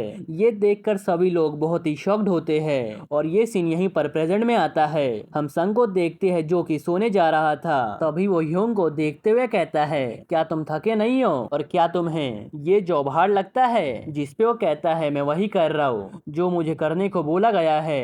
ये सुनकर संग वहाँ से चला जाता है। इधर ह्योंग बुक पढ़ते हुए सोचता है पुलिस का जो लीडर है अब वो पूरे स्कूल का लीडर बन चुका है। अगर उस दिन वो हादसा नहीं हुआ होता तो इस बुली को कोई भी अपना लीडर नहीं बनाता। इसी के साथ वापस सीन शिफ्ट होता है पास्ट में जहाँ यूएफओ के अंदर से कुछ रोबोट टाइप का चीजें नीचे गिर रहा था और दूसरी तरफ ह्योंग इस बात से अनजान प्रैक्टिस कर रहा था। और जब वो लॉकर ओपन करता है तब वहाँ पर लिन उसकी और यॉन की फोटो होती है जिसे देखते हुए सोचता है हम बचपन में कितने क्लोज हुआ करते थे। उसके बाद वो कपड़े चेंज करके घर जाने लगता है। तभी कुछ पुलिस उसे बुलाते हुए पूछते हैं क्या तुम्हारे पास सिगरेट है। ये देखकर ह्योंग सोचता है मुझे पता है यॉन के साथ जो हादसा हुआ था उसके पीछे इन्हीं का हाथ है। तभी उसके सामने भी यूएफओ के अंदर से रोबोट्स गिरने लगते हैं। ये देखकर वो झुक जाता है। तभी उसे गार्ड अंकल जमीन पे गिरे हुए देखते हैं। फिर वो उनसे जाकर पूछता है क्या आप ठीक है, जिसपे वो बताते हैं नहीं मैं सही हूँ, लेकिन अभी भी कुछ बच्चे बिल्डिंग के अंदर है। ये सुनकर ह्योंग बिल्डिंग के अंदर भागता है बच्चों को रेस्क्यू करने के लिए। दूसरी तरफ टेक संग और उसके टीम के सामने एक रोबोट आ जाता है जिसे देखकर वो समझ नहीं पाते आखिर ये चीज है क्या, और वहाँ से भागना शुरू कर देते हैं। दूसरी तरफ ह्योंग सभी स्टूडेंट्स को बाहर चलने को बोलता है। मिस्टर यून भी लिन और बाकी सभी को बाहर भागने को बोलते हैं। इधर पुलिस बचने का ट्राई करते हैं लेकिन रास्ता ब्लॉक होता है। तभी उनके सामने वही रोबोट आ जाता है जो अपना हाथ जैसे ही आगे करता है वैसे ही उसके अंदर से फोर्स निकलता है जिससे पुलिस दूर जाके गिरते हैं। तभी वो रोबोट कहता है अगर तुम सब यहाँ से भागने का ट्राई करोगे तो तुम सब मारे जाओगे। जब तक हम अपने दुश्मन का पहचान नहीं कर लेते तब तक तुम्हें शांति से रहना होगा। अब हमने तुम सबको वार्न कर दिया है, इसीलिए सरेंडर कर दो। तभी संग एक वेपन उठाता है और उस रोबोट के ऊपर अटैक करते हुए उसे नीचे गिरा देता है। उसके बाद बाकी के साथी उस रोबोट को पकड़ लेते हैं और संग उस रोबोट को मारने लगता है। तभी रोबोट के अंदर से एक बुलेट टाइप का चीज निकलता है जो संग के बॉडी के आर पार हो जाता है। ये देखकर वो काफी शॉक्ड होता है और उसके बॉडी से ब्लड निकलना शुरू हो जाता है और वो नीचे गिर जाता है। मगर वो रोबोट भी गिर गया था और एक यही कारण है कि सभी लोग संग को लीडर मानते हैं। अगर उस दिन संग कुछ भी नहीं किया होता तो अब तक सबके सब मारे गए होते। इसी के साथ अब सीन प्रेजेंट में शिफ्ट होता है जहाँ पर होंग यॉन से पूछता है तो तुम मेरे से फाइट करना सीखना चाहते हो और तुम इस स्किल का यूज करके उन बुली से फाइट करना चाहते हो जो उस दिन हमें लूटने आए थे, सही कहा ना। जिस पे यॉन कहता है हाँ, मैंने इसके बारे में बहुत ही सोचा और लास्ट में ये फैसला लिया। ये सुनकर होंग कहता है मैं श्योर हूँ, या तो तुम अपने दोस्त को बचाना चाहते हो या अपना रिवेंज लेना चाहते हो, या फिर हो सकता है तुम दोनों ही करना चाहते हो। मुझे फर्क नहीं पड़ता तुम्हारा रीजन क्या है, क्योंकि मैं तुम्हें सिखाऊंगा ही नहीं कि फाइट कैसे करते हैं। ये सुनकर यॉन शॉक्ड होते हुए पूछता है मगर आपने तो मुझे यहाँ तक फॉलो करने को बोला था। जिसपे वो कहते हैं मुझे बिल्कुल अच्छा नहीं लगता दूसरे किसी इंसान के बिजनेस में इन्वॉल्व होना, और तुम मेरे से ये दोनों ही काम करवाना चाहते हो। मैंने हल्का सोचने का ट्राई किया कि तुम यहाँ पर कैसे बिहेव कर रहे हो और कितने जिद्दी हो। मुझे नहीं लगता तुम उस टाइप के इंसान हो जो ना बोलने पर गिव अप कर लोगे। तुम मेरे आगे पीछे पड़े रहोगे जब तक मैं तुम्हें सिखा नहीं देता, सही कहा ना। इसीलिए मैंने हल्का सोचा और एक तरीका निकाला है। चलो मैं तुम्हें एक चांस देता हूँ, मैं तुम्हें 10 मिनट दूंगा। तुम मेरे से फाइट करो और मुझे टेक डाउन करने का ट्राई करो या कुछ ऐसा करो जो मुझे वर्दी लगे। अगर तुम ऐसा करोगे तो मैं तुम्हारे काबिलियत को समझते हुए तुम्हें फाइट करना सिखाऊंगा। मैं बिल्कुल फेयर फाइट करूंगा, इसीलिए चिंता मत करो। अगर तुमने 10 मिनट के अंदर एक भी डिसेंट पंच मुझे मार दिया तो फिर मैं तुम्हें फाइट सिखाऊंगा, और अगर ऐसा नहीं हुआ तो तुम्हें अपना मुंह चुपचाप से बंद करके बस में जाना पड़ेगा। ये सुनकर यॉन फाइट के लिए रेडी हो जाता है और कहता है ऐसी बात है तो मैं 10 मिनट के अंदर अपना बेस्ट देने का ट्राई करूंगा। ये बोलते हुए वो होंग को आकर पंच मारता है, मगर होंग उस पंच को बड़ी आसानी से डॉज करते हुए यॉन को उल्टा लात मार देते हैं। अभी यॉन संभला ही था कि वापस से वो एक और लात मार देते हैं और उसे एक कोने में कर देते हैं। फिर वो कहते हैं सबसे पहली बात तुम बहुत ज्यादा स्लो हो, तुम्हें क्या लगता है तुम्हें ही प्रॉब्लम है? ये पूरी दुनिया अभी प्रॉब्लम से जूझ रही है। तुमने कहा तुम्हारी फैमिली सेफ है, अगर है तो तुम्हें उनके साथ रहना चाहिए, और ऊपर से तुम इतने टाइम तक हॉस्पिटल में थे इसीलिए तुम्हें पता तक नहीं है यहाँ पर क्या चल रहा है। तो तुम इतने जिद्दी क्यों बने हुए हो बुली से फाइट करने के लिए? हम देखते हैं इसी के साथ यॉन अपनी आंखें बंद कर लेता है। अब हम वापस से पास्ट का सीन देखते हैं जब ये दुनिया बर्बाद हो रही थी। तब रेस्क्यू टीम वहाँ पर आकर सिटी के लोगों को बचाना शुरू कर देती है। इसमें यॉन की मदर भी थी। वो कहती है मेरे बेटे यॉन का क्या? जिस पे ऑफिसर कहता है ये एक बहुत ही इमरजेंसी हालात है, आपको यहाँ से चलना ही पड़ेगा। तभी यॉन के अंकल ऑफिसर के साथ ना जाते हुए वहाँ से भागना शुरू कर देते हैं और कहते हैं मैं उसका अंकल हूँ और मैं ध्यान रखूंगा कि वो सेफ है और उसे ढूंढ कर ही रहूंगा। फिर वो उसे ढूंढने के लिए चले जाते हैं, मगर ऑफिसर की नजर उनके ऊपर पड़ जाती है और वो उन्हें पकड़ के जाने लगते हैं। दूसरी तरफ तरफ टेक ने जिन बच्चों को बुली किया था वो बड़ी मुश्किल से बचकर बाहर निकल जाते हैं, जहां वो सभी जगह तबाही को देखकर बहुत ही शॉक्ड होते हैं। प्रेजेंट में वही चश्मिश जो बुली हुआ करता था वो कुछ लेकर जा रहा था। तभी संग कहता है अगर तुम्हें टेक दिखे तो उसे बता देना, मैं उसे बुला रहा हूँ। अब खड़े क्या हो, जाओ यहाँ से। ये सुनकर चश्मिश जल्दी से वहाँ से जाने लगता है। दूसरी तरफ यॉन अभी भी होंग से पिट रहा था। मारने के बाद होंग उसे लेक्चर देने लगता है। तब वो वापस से खड़ा होते हुए कहता है अभी 10 मिनट खत्म नहीं हुए हैं। ये देखकर होंग उसे अपर कट मारते हुए कहते हैं लगभग 10 मिनट खत्म होने वाला है। लेकिन तभी यॉन वापस से खड़े होकर उठ जाता है और होंग को मारते जाता है, मगर उल्टा वही पिट रहा था। मगर यॉन हार ना मानते हुए उन्हें एक के बाद एक मारने का ट्राई करते जाता है।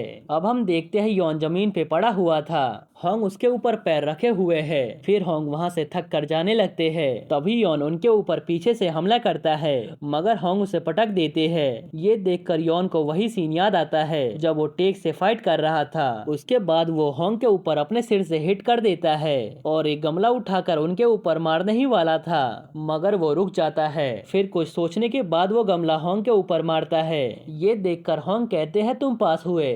अब सीन शिफ्ट होता है और हम पास्ट का सीन देखते हैं, जहां पर यॉन बॉक्सिंग मैच हार गया था और सोच रहा था मैं हर काम में डिसेंट हूँ, हर काम तो कर लेता हूँ मगर किसी में भी बेस्ट नहीं हूँ। लगता है अब मुझे पढ़ाई में ध्यान देना चाहिए। मैंने डिफरेंट टाइप के स्पोर्ट्स ट्राई कर लिए मगर किसी में भी मैं परफेक्ट नहीं बन पाया हूँ और हमेशा से डिसेंट रहा हूँ। हर बार सेकंड पोजीशन मिलता है मगर कभी भी फर्स्ट पोजीशन नहीं आया हूँ। जब मैं मिडिल स्कूल में पहुंचा तो मैं श्योर नहीं था कि मुझे अब स्पोर्ट्स पर ध्यान देना चाहिए या फिर नहीं, लेकिन हाई स्कूल डिफरेंट है। बस 3 साल बचे हुए हैं, उसके बाद मैं एडल्ट बन जाऊंगा। मुझे अब अपने करियर के बारे में सीरियसली सोचना चाहिए। तभी उसके पास लिन का मैसेज आता है जो उसके ऊपर गुस्सा करते हुए कहती है तुमने मुझे बताया क्यों नहीं, तुम स्पोर्ट्स को क्विट कर रहे हो। फिर यॉन मनी मन सोचता है अब मुझे स्टडी पर ध्यान देना चाहिए। अब हम स्कूल का सीन देखते हैं जहाँ पर यॉन बैठ कर पढ़ रहा था। तभी उसके पास टेक आकर पूछता है अच्छा तो तुम्हारा नाम यॉन है, मगर तुम ब्रेक टाइम में पढ़ क्यों रहे हो? मेरा नाम टेक है और मैं श्योर हूँ कि तुम मुझे जानते हो। जिस पे यॉन कहता है नहीं, मैंने तुम्हारा नाम नहीं सुना है, लेकिन मैं तुम्हारा नाम याद करने का ट्राई करूंगा और तुमसे मिलके अच्छा लगा। तभी टेक उससे पैसे मांगता है। तब यॉन कहता है मेरे पास पैसे नहीं है। ये सुनकर टेक वहाँ से जाते हुए कहता है ठीक है, मगर तुम्हें पहले ही बता देना चाहिए कि तुम गरीब हो। मुझे लगता है तुम एक नंबर के नर्ड हो, मगर तुम ये बात मत भूलना मैं यहाँ पर टॉप स्टूडेंट में से एक हूँ और मेरा यहाँ पर राज चलता है। मेरा नाम ध्यान से याद रखना अगर तुम मुझे चैलेंज नहीं करना चाहते हो। उसके बाद टेक सीधा जाता है चश्मिश को बुली करने के लिए। ये सुनकर यॉन सोचता है मुझे इन सब से फर्क नहीं पड़ना चाहिए, मुझे सिर्फ अपना सिर झुकाकर पढ़ाई पर ध्यान देना चाहिए। मैं अपने आप को बुली नहीं होने दूंगा, इसीलिए मुझे बस अपने काम से ही मतलब रखना चाहिए। फिर वो हर जगह पढ़ने लगता है और सोचता है पढ़ाई इतना बेकार भी नहीं है, मुझे अब तो इसकी आदत सी हो गई है, मेरे ग्रेड्स भी इम्प्रूव हो रहे हैं, अब मुझे ऐसे ही ध्यान से पढ़ाई करना चाहिए। तभी लिन वहाँ आकर पंच मार देती है। यॉन चिल्लाते हुए कहता है मुझे दर्द हो रहा है और तुम अचानक से कहाँ से आ गई। तब लिन कहती है तुमने टाइम से प्रैक्टिस नहीं किया है, फिर भी तुम्हारे पास एब्स है। तब यॉन शर्माते हुए कहता है मैं अपने अंकल के जिम में अभी प्रैक्टिस करता हूँ। जिस पे लिन कहती है अच्छा ऐसी बात है, फिर तुम मुझे बस एब्स दिखाओ। मगर यॉन वहाँ से जाते हुए कहता है तुम अब से मुझे टच मत करना और हाँ मैं बाथरूम जा रहा हूँ, इसीलिए तुम मुझे फॉलो नहीं कर सकती हो। जब यॉन क्लास के बाहर पहुंचता है तब वो टेक और उसके साथी को बात करते हुए सुनता है, जहां पर वो कह रहे थे हमें उस बच्चे से 50 बक्स मिले हैं, इससे हमें कुछ खरीदना चाहिए। उसके बाद वो सभी बहस करते हुए वहां से चले जाते हैं। जब यॉन वॉशरूम जाता है तब वो वहां पर चश्मिश को देखता है जिसकी हालत बहुत ही खराब थी। ये देखकर वो उससे पूछता है क्या तुम ठीक हो, मगर चश्मिश वहां से भाग जाता है। तब वो सोचता है ये मेरा काम नहीं है, इसीलिए मुझे इससे दूर रहना चाहिए। अब सीन शिफ्ट होता है और क्लास में न्यू टीचर आया होता है और ये टीचर मिस्टर यून होते हैं जो कि पढ़ाने के लिए काफी एक्साइटेड थे। यॉन नोटिस करता है वो जहाँ पर भी जाता है तभी अनजाने में वो चश्मिश को बुली होते हुए देखता है। क्लासरूम के अंदर, क्लासरूम के बाहर, स्कूल के बाहर, उसे हर जगह चश्मिश बुली होते हुए दिखाई दे रहा था। ये देखकर उसे अच्छा तो नहीं लगता, मगर वो बीच में इंटरफेयर करना नहीं चाहता। फिर वो सीधा घर पहुँचता है जहाँ पर उसके अंकल आए होते हैं और वो यॉन का वेलकम करते हैं। तब यॉन कहता है मुझे पता नहीं था आप यहाँ पर आने वाले हैं। वैसे जिम का क्या हुआ? आज से 3 दिनों तक जिम में कंस्ट्रक्शन चलने वाला है, क्या तुम्हें ये बात नहीं पता? अब पता चली गया है तो वहाँ कुछ दिनों तक मत जाना। जिस पे यॉन कहता है मैं वैसे भी नहीं जा सकता हूँ क्योंकि मेरे फाइनल एग्जाम आने वाले हैं। ये सुनकर अंकल खुश होते हुए कहते हैं वाह, मेरा यॉन तो एक प्रॉपर स्कूल बॉय बन चुका है। तुम्हारे ग्रेड्स कैसे है? और मुझे तो इस बात पर बिलीव ही नहीं हो रहा। तभी मॉम कहती है ये मेरे ऊपर गया है ना, इसीलिए हल्का स्मार्ट है, बस इसने स्कूल को एक चांस नहीं दिया था मगर इस बार ये पढ़ाई पर ध्यान देने लगा है। जिस पे अंकल कहते हैं मुझे पता नहीं था, मैंने इसे बचपन से ही देखा है, मुझे लगा था ये अपने डैड और मेरी तरह एक एथलीट है। जिस पे यॉन कहता है मैं अभी भी वर्कआउट करता हूँ जब भी टाइम मिलता है और आपको मुझे परेशान करने की जरूरत नहीं है क्योंकि मैं कोई प्रोफेशनल एथलीट नहीं बनने वाला हूँ और ना ही मुझे अब बनने की जरूरत है। जिस पे अंकल कहते हैं ये तो अच्छी बात है, अब तुम्हें ट्रेनिंग करने की भी जरूरत नहीं है, मैं तुम्हें फाइनल्स के बाद दिखाऊंगा आखिर असली प्रैक्टिस किसे कहा जाता है। तभी यॉन कहता है अंकल मुझे आपसे कुछ पूछना है, आप बचपन से ही ट्रेनिंग कर रहे हो मगर आपका स्कूल लाइफ कैसा था? आप किसी को बुली तो नहीं करते थे? जिस पे अंकल कहते हैं बिल्कुल नहीं, मैं भला किसी को बुली क्यों करूं, मैंने अपने स्किल्स का यूज कभी भी गलत काम में नहीं करा और अगर मैं करता तो मैं एक अच्छा एथलीट थोड़े ना साबित होता। जिस पे यॉन पूछता है इसका मतलब आप एक शांत बच्चे थे? तब अंकल कहते हैं हाँ बिल्कुल, एक ताकतवर इंसान हमेशा ही शांत रहता है, बस मैं कभी कभी छोटे फाइट्स में ना चाहते हुए भी पड़ जाता था। तभी मॉम उनसे पूछती है मेरे हस्बैंड कैसे थे? उन्होंने कहा था वो तुम्हारी तरह थे। जिस पे वो कहते हैं अच्छा तो तुम मेरे बड़े भाई की बात कर रही हो, वो किसी को बुली नहीं करता था और वो एक अच्छा इंसान था और पढ़ाई में भी काफी अच्छा परफॉर्म करता था। ये सुनकर सब स्माइल करने लगते हैं। तब यॉन कहता है एक्चुअली बात ऐसी है कि कुछ बच्चे ऐसे होते हैं जो ज्यादा स्ट्रांग होते हैं, इसी कारण से वो कमजोर को बुली करते हैं और उन्हें कुचलने का ट्राई करते हैं। जिस पे अंकल कहते हैं मुझे ये बात पता है, कुछ चीजें कभी भी नहीं बदलती है, अगर आज भी हमारे स्कूल में ऐसा हो रहा है मतलब कि तुम्हारे स्कूल में बुलीज भी होंगे। जिस पे यॉन कहता है मैं कुछ बच्चों को जानता हूँ जो तब से बुली हो रही है जब से हम फर्स्ट ग्रेड में पहुंचे थे, उन्हें मारा जाता है और उनके पैसे छीन लिए जाते हैं। मुझे लगता है वो पुलिस काफी घटिया इंसान है, मुझे गुस्सा आ जाता है जब भी मैं उन बच्चों को देखता हूँ। तब अंकल पूछते हैं वो तब से बुली हो रहे हैं और वो भी तुम्हारे स्कूल में और तुम्हारी क्लास में हैं और उनके नाम क्या है? जिस पर यॉन कहता है उनका नाम है किम और जुन। ये सुनकर अंकल गुस्सा होते हुए कहते हैं तुम 2 सालों से उन बच्चों को बुली होते हुए देख रहे हो, वो तुम्हारे क्लासमेट है और तुम्हें तो उनके नाम तक पता है, क्या तुमने कुछ भी नहीं किया उनकी हेल्प करने के लिए? जिस पे यॉन कहता है मैं सिर्फ अपने काम से मतलब रखता हूँ। ये सुनकर अंकल गुस्से में कहते हैं आज से तुम मेरे जिम में मत आना और हाँ अब से तुम्हें मेरे साथ वर्कआउट करने की भी जरूरत नहीं है। ये सुनकर यॉन पूछता है क्यों, क्या हुआ आपको? तब वो कहते हैं मुझे इस बात को सोच के गुस्सा आ रहा है कि तुमने उन कमजोर बच्चों की हेल्प करने के लिए कुछ भी नहीं किया। मैं तुम्हें उन बुलिस को मारने के लिए ट्रेन नहीं कर रहा हूँ मगर मैं तुम्हें इसीलिए ट्रेनिंग कर रहा हूँ ताकि तुम चुपचाप बैठकर किसी को भी बुली होते हुए ना देखो। ये सुनकर यॉन बहुत ही शॉक्ड होता है और वो नेक्स्ट डे स्कूल में जाते हुए अपने अंकल की बात को सोच रहा था। तभी वो बस में नोटिस करता है चश्मिश जो हमेशा बुली होता है वो अपनी सीट एक ओल्ड लेडी को दे रहा था और वो काफी खुश दिख रहा था। फिर चश्मिश देखता है जमीन पे आइसक्रीम के कारण से कुछ चींटियों का रास्ता ब्लॉक हो गया है, इसी कारण से वो इस आइसक्रीम को साइड कर देता है। तभी उसे एक एक्सपेंसिव सी कार दिखती है और वो जल्दी जल्दी उसकी फोटो लेने लगता है। ये देखकर यॉन सोचता है ये मैं क्या देख रहा हूँ, ये तो काफी खुश रहता है मगर इसे तो स्कूल में बुली किया जाता है। लेकिन जैसे ही चश्मिश स्कूल के गेट पे पहुंचता है वैसे ही वो दुखी हो जाता है।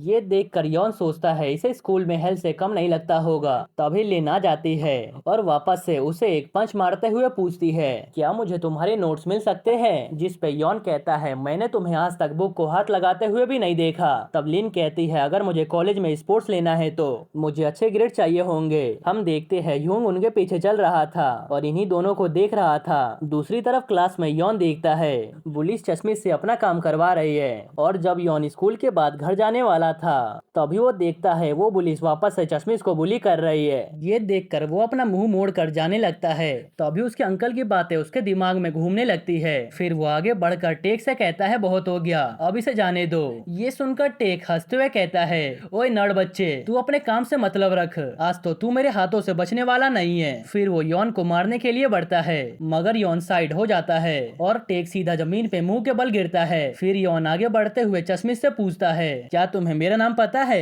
तब वो कहता है, तुम्हारा नाम यॉन है ना, हम 2 साल से सेम क्लास में हैं, फिर मुझे तुम्हारा नाम पता कैसे नहीं होगा? तब यॉन कहता है, इतना रीजन काफी है, आज से मैं तुम्हें प्रोटेक्ट करूंगा। इधर टेक एक रॉड उठाकर यॉन को मारने ही वाला था, लेकिन यॉन सिर्फ एक ही पंच मारकर उसके हाथ से रॉड को गिरा देता है। ये देखकर तो सभी लोग बहुत ही शॉक्ड होते हैं और इसी के साथ ये एपिसोड यहीं पर खत्म होता है। आई नो गाइस, बहुत दिनों से वीडियो नहीं आ रही थी क्योंकि मेरी तबीयत बहुत ही खराब थी और ऊपर से मेरे एग्जाम चल रही है, इसी कारण से मैं वीडियो को नहीं डाल पा रहा हूँ, लेकिन कुछ ही दिनों में मैं वापस से रेगुलर हो जाऊंगा। एनीवेज, अगर आपको ये वीडियो थोड़ा सा भी पसंद आया हो तो प्लीज वीडियो को लाइक कर देना और हाँ, चैनल को सब्सक्राइब करना मत भूलना। ओके, तो मिलते हैं नेक्स्ट एपिसोड में।